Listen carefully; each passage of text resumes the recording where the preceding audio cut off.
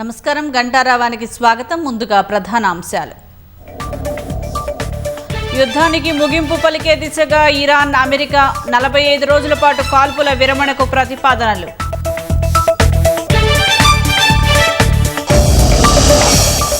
దాడులు ప్రతిదాడులతో అట్టుడుకుతున్న మధ్యప్రాచ్యం. IRGC intelligence chief సహా 34 మందికి పైగా మృతి.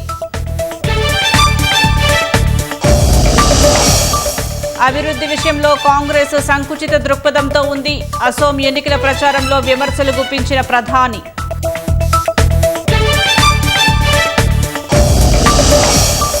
బాసర సరస్వతీదేవి ఆలయ అభివృద్ధి పనులకు సీఎం శ్రీకారం. 225 కోట్ల దివ్యక్షేత్రంగా మార్చేలా సర్కార్ ప్రణాళికలు.